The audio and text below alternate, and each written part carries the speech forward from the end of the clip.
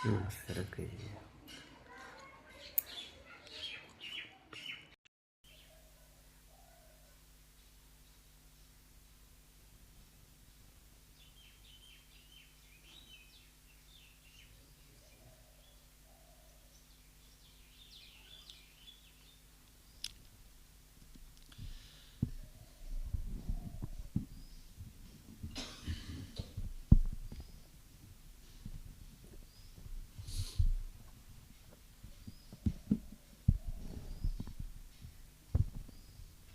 बोलिए सदगुरुदेव की जय।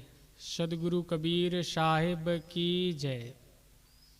परम वंदनीय प्रातः स्मरणीय सदगुरुदेव जी, अर्चनीय वंदनीय संत समाज, सत्संग प्रेमियों,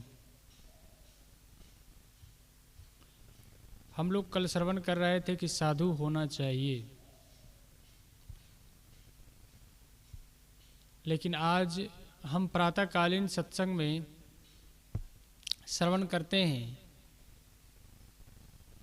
कि संत दरस पातक हरे। संत दरस करने से क्या लाभ होता है, संतों के पास जाने का क्या हमारे जीवन में अद्भुत चमत्कार होता है। अब उस चमत्कार को बरकरार रखना ये हमारा कर्तव्य है। एक महिला, एक बहन जी वितराग संत के दर्शनार्थ श्रद्धा भक्ति पूर्वक आश्रम में जाती है और उन्हें सादर प्रणाम करके बैठ जाती है और कुशलों उपरांत उनसे पूछा जाता है, कुशल हो, कैसे हो। संत उससे पूछते हैं कि देवी, तुम आटा में से रोटी बनाना जानती हो या नहीं? महाराज, जानती हूँ। चावल दाल में से खिचड़ी बनाना जानती हो या नहीं? भगवान, इसमें कौन सी कला की बात है, इसे तो मैं बहुत अच्छी तरह से जानती हूँ। दूध में से घी बनाना जानती हो या नहीं जानती हो? गुरुदेव, भली भांति जानती हूँ। महात्मा जी ने पुनः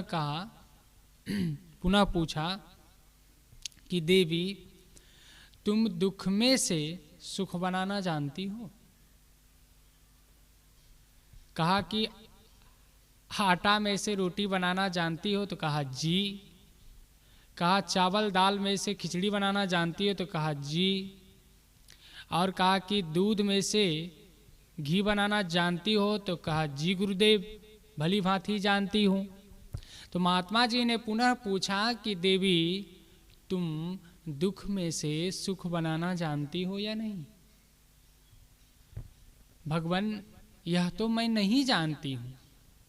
तब संत ने कहा, देवी, तब तो जो तुम बनाना जानती हो वह बहुत सामान्य है, बहुत महत्वपूर्ण जो है उसे तो तुम बनाना नहीं जानती ही नहीं हो बनाने के लिए। वह है दुख में से सुख बनाने की कला। संत ने क्या कहा बहन जी से? वह है दुख में से सुख बनाने की कला। इस सर्वोत्तम कला को सीखे बिना तुम कोई भी मनुष्य इस सर्वोत्तम कला को सीखे बिना कोई भी मनुष्य सुखी जीवन जीने में असमर्थ ही रह जाता है। इस कला को न तो माँ बहन और भाभी आदि सिखा सकती है और न मूर्ति एवं संगीत के कलाकार ही सिखा सकते हैं। यदि इस कला को सिखा सकते हैं तो जीवन के सबसे बड़े कलाकार संत ही सिखा सकते हैं। अतः सभी को सुखी जीवन जीने के लिए उनकी उपासना का आश्रय लेकर इस कला को सीखना अत्यंत आवश्यक है। आप एक संगीतज्ञ के पास जाएंगे तो क्या सिखाएंगे? संगीत कैसे गाया जाता है, किस स्वर से किस भजन को कैसे गाना चाहिए, उनके पास ये कला है। और इसकी भी, इस कला की बड़ी पूजा है दुनिया में। तो जिसके पास जो रहेगा वही तो देंगे। सबके पास अपनी अपनी कला है। कोई अच्छा गाड़ी चलाना जानता है, ड्राइवरिंग करना जानता है, कोई अच्छा खेती करना जानता है, कोई डॉक्टरी करना जानता है, कोई और किसी चीज में पारंगत है। लेकिन सब कुछ, गुरु कबीर ने कहा है, एक कला के बिछुरे बिकल होत सब ठाव। मनुष्य में, मानव में एक कला नहीं होने के चलते हर जगह यह मनुष्य विकल है। विकल कहते हैं बेचैन है, दुखी है, अतृप्त है, संतप्त है और मन की पीड़ा में हर व्यक्ति अपने आप को रखता है, मन की पीड़ा में रखता है। मतलब एक कला बस नहीं है। कौन कला? सुख बनाने की कला नहीं है, दुख में से सुख बनाने की कला नहीं है, जीवन जीने की कला नहीं जानते हैं। इसीलिए हम लोग सब कला जानते हैं, खेती करना जानते हैं, डॉक्टरी करना जानते हैं, और भी जो भी दुनिया में कलाएं हैं वो सब हम जानते, कोई जानता हो। एक एक कला हर आदमी के पास कुछ न कुछ होता है, योग्यताएं होती है। लेकिन सब कला हो हमारे पास और ये दुख में से सुख बनाने की कला ना हो तो हम कभी भी सुखी नहीं हो सकते। थोड़ी दृष्टि बदलो तो तुम दुख में से सुख बनाने की कला सीख सकते हो। ये बहन जी को संत ने कहा। उदाहरणार्थ, एक आदमी गर्मी के दिन में दोपहर के समय नंगे पैर बाजार जा रहा था। ऊपर कड़ी धूप और नीचे खूब तपी हुई भूमि थी। इससे वह दुखी होकर के कह रहा था, ए परवरदिगार, तेरी बड़ी मेहरबानी होगी कि पैर के लिए जूता दे दे। इतने में ठीक सामने से आता हुआ एक व्यक्ति दिखाई दिया जिसके पास पैर ही नहीं थे, पग ही नहीं थे। दोनों हाथों के सहारे धीरे धीरे खिसकता हुआ आ रहा था और उसे देखकर, उस व्यक्ति को देखकर उसका दुख कपूर की भांति उड़ गया। वह प्रसन्न होकर तुरंत कहने लगा, ए परवरदिगार, तेरी बड़ी मेहरबानी है, जूता नहीं दिया तो कोई बात नहीं, कम से कम पैर तो सबूत दिया है जिससे मैं आसानी से चल फिर सकता हूं। अभी उसे कुछ मिला नहीं, पूर्व की भांति ही ज्यों की त्यों स्थिति है, किंतु अब वह दुख में नहीं है, सुख में है। सचमुच किसी शायर ने कितना उपयुक्त कहा है, दिल दे तो इस मिजाज का, दिल दे तो इस मिजाज का परवर दिगार दे। दिल दे तो इस मिजाज का परवरदिगार दे, जो रंज की घड़ी भी खुशी से गुजार दे। क्या कहा, फिर से सुने। दिल दे तो इस मिजाज का परवरदिगार दे, जो रंज की घड़ी भी खुशी से गुजार दे। अब आप स्वयं शांत चित्त से सोचें कि इस दुख को सुख में बदलने का क्या रहस्य है। वास्तव में जब तक उसकी दृष्टि अपने अभाव की ओर थी, तब तक वह दुखी रहा, और जब अपने से अधिक दुखी व्यक्ति को देखा, तब उसकी दृष्टि अभाव से घूमकर भाव की ओर हो गई। बस उसको उसी स्थिति में सुख मालूम होने लगा। एक नवयुवती विधवा हो जाने के कारण पति के वियोग में रोती रहती थी। ऐसी घटनाएं घटती रहती है। कई बार लड़कियां नई नई शादी होती हैं बहनों की, और ऐसा प्रारब्ध भाग्य कि उनके पति इस संसार से विदा हो जाते हैं। ऐसा देखा जाता है, संसार में ऐसी घटनाएं घटती है। तो एक नवयुवती विधवा हो जाने के कारण पति के वियोग में रोती रहती थी। कुल कुटुंबियों एवं सगे संबंधियों के समझाने का उस पर कुछ भी नहीं प्रभाव पड़ता था।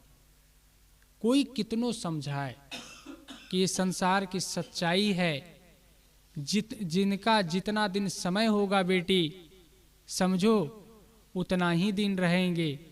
बहन जी, बेटी, सब परिवार के लोग समझाते थे। अब वो वापस रोने से, चिंता करने से नहीं आएगा। अगर रोने से आ जाता तो हम सभी मिलकर रोते। समझाया जाता है लेकिन वो समझती नहीं है।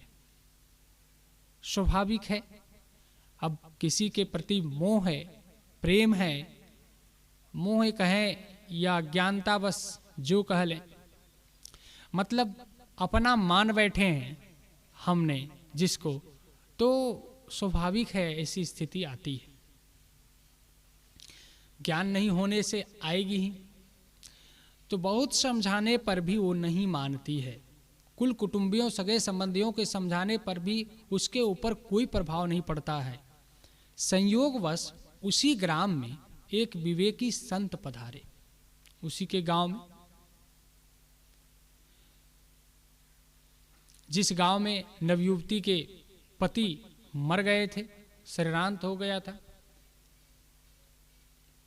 जब संत पधारे तो श्रद्धालुओं ने उस महिला की स्थिति की चर्चा संत से की, और साथ ही विनम्र निवेदन भी किया कि भगवान, बहुत बड़ी कृपा होगी, आप हम सबके साथ चलकर उसे कुछ आशीर्वचन कहें जिससे उसका आत्महित हो।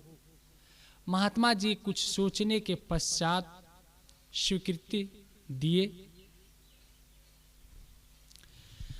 ग्रामवासियों के साथ संत जी को भी अपने घर आते हुए देखकर उन्हें प्रणाम करके वह तुरंत रो पड़ी। संत जी ने कहा, देवी क्यों रोती हो? वह बोली, भगवान, घर का दीपक बुझ गया, अंधेरे में कैसे इतना जीवन बीतेगा, इस कारण रोती हूं। महात्मा ने तत्वरित कहा, देवी बाहर निकल कर देखो तो सूरज ही बुझ गया है। तुम्हारे घर का तो केवल दीपक ही बुझा है, और बाहर निकल करके देखो तो सूरज ही बुझ गया है। इस एक वाक्य का उस महिला के मन में इतना गहरा प्रभाव पड़ा कि उसके सोचने की दिशा बदल गई। इसीलिए कहते हैं जो संत होते हैं ना, संत बहुत कुछ बकबक नहीं करते हैं। उनके एक एक शब्दों में सार सर्वित बातें रहती है, वाणी रहती है, इसीलिए उनका बोलने का बड़ा महत्व होता है। महात्मा जी ने कहा, तुम्हारे पास तो केवल पति ही नहीं है, बाकी सब कुछ है। इस विशाल संसार में अनेक व्यक्ति ऐसे हैं जिनके पास ना तो स्वस्थ शरीर है, ना रहने के लिए आवास स्थान है, ना उदर पूर्ति हेतु भोजन है, ना तन ढकने भर को वस्त्र है और ना कोई संरक्षक ही है। उनका जीवन तो घोर कष्टमय है।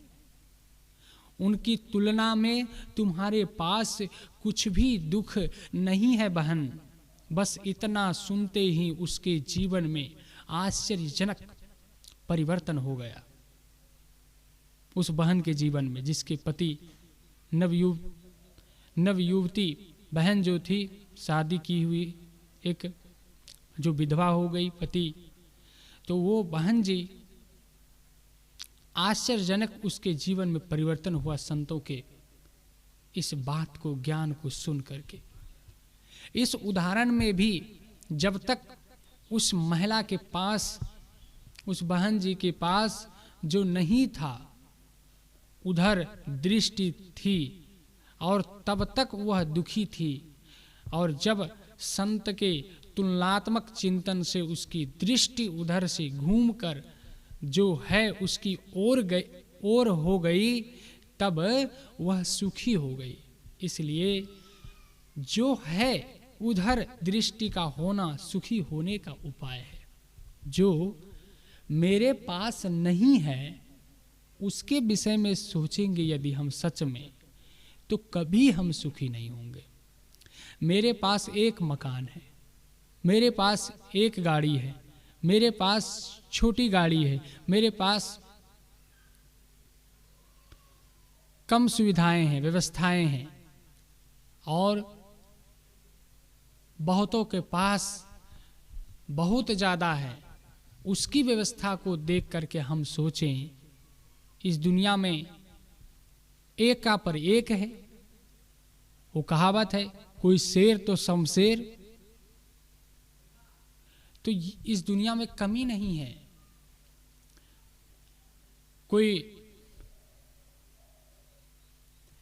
एक घर मकान लेके बैठे हैं, कोई पूरा फ्लैट बना करके बैठे हुए। कोई फ्लैट है, किसी को एक फ्लैट है तो किसी को कितने फ्लैट है। तो ये संसार है, यहाँ पर एका पर एक है। और यदि हम जो मेरे पास नहीं है उसके विषय में सोचेंगे तो हम कभी सुखी हो सकते हैं? कभी नहीं हो सकते। जैसे आपने सुना कि एक व्यक्ति पैदल बिना चप्पल के जा रहा था, बाजार जा रहा था इसी में, और तपती धूप में वो जा रहा था, और वो भगवान से, मालिक जो भी मानते हैं लोग बाहर ऊपर, परवरदिगार मालिक से वो याचना कर रहे थे कि हे भगवान, हे परवरदिगार, यदि आप मुझे एक चप्पल दे देते तो एक जोड़ी, तो मेरे जीवन का जो पैर हमारा गर्मी से, धूप से बहुत मैं दुखी हो रहा हूं, मैं सुखी हो जाता। तो जब आगे बढ़ा तो देखा क्या उसने कि एक व्यक्ति घसीट घसीट कर चलते हुए बाजार से आ रहा है। उनको पैर ही नहीं था, किसी तरह चल रहे थे। पैर होगा विकलांग होंगे, खड़े नहीं हो पाते होंगे। जब यह देखा तो कहा कि धन्य है हे परवरदिगार, हमको चप्पल ही नहीं है, कोई बात नहीं, पैर तो है ना, पैदल तो चल सकते हैं ना। इनको तो हमसे भी कितना भयावह दुख है, कितना तकलीफें हैं कि ये इनके पास तो पैर ही नहीं है। बस वो संतुष्ट हो गया, फिर मांगना छोड़ दिया। दृष्टि बदल गई तो सृष्टि बदल गई, मतलब सोच बदल गया तो वो सुखी हो गया। अभी तक दुखी था, भगवान से याचना कर रहे थे, मांग रहे थे। उसी तरह हमने सुना कि एक बहन जी विधवा हैं और कितना दुखी हुए, और जब उसको संत ने कहा कि बेटी बहन देखो, तुम कहते हो कि मेरा दीपक बुझ गया, बाहर निकल करके घूमो, देखो देश दुनिया में, गांव में, समाज में जाओ, ऐसे लोग हैं जिसका तो पूरा सूरज ही बुझ गया है। मतलब ना पति है, न ससुर है, न सास है, न देवर है, न देवरानी है, न परिवार है, कोई नहीं है, कोई सहारा देने वाला नहीं है, जिनका वो लोग भी जी रहे हैं। तो क्या तुम नहीं जी सकती हो? तुम्हें तो सास है, ससुर है, जमीन है, बच्चे हैं, ये जो भी कह लें। इस ढंग से जब कहा तो उसकी दृष्टि बदल गई, और फिर जो वो दुखी थी, पति के वियोग में जो तड़प रही थी, उनका तड़फन, उनका तड़फ कम हुई और मन की व्याकुलता दूर हुई, दुख कम हुआ, और फिर वो सोचने संतुष्ट हो गई, फिर उनकी दृष्टि बदल गई। मनुष्य के पास जो है, यदि वह उसका सुख न लेकर के कल्पना एवं वासना के लोक में जीता है, तो निसंदेह उसे दुखी होने के अतिरिक्त और कोई उपाय नहीं है। देखिए, स्वस्वरूप से अनभिज्ञ व्यक्ति मन की मानंदी से ही दुखी सुखी होता रहता है। स्वस्वरूप, अपना स्वरूप, आत्मा के स्वरूप का जो ज्ञान नहीं है, और बाहर के जो मानंदी दुख सुख है, उसी में हम अगर मानते हैं कि सुख है, तो वो दुख सुख, वो छूटने वाले वस्तु, छूटने वाले प्राणी पदार्थ में जो हम मन को लगाते हैं, तो वो तो आगमा पाई है, आता है जाता है। कोई हमसे मिलेगा वो बिछुड़ जाएगा, कोई वस्तु मिलेगा वो भी बिछुड़ जाएगा, सब दिन के लिए नहीं रहेगा। सब दिन के लिए कौन रहेगा? सब दिन के लिए आपकी आत्मा, हमारी आत्मा रहेगी।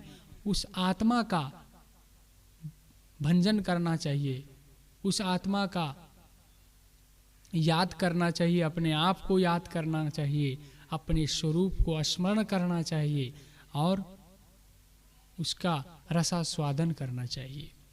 तभी हम वास्तविक सुख, सच्चा सुख का रसपान कर सकते हैं।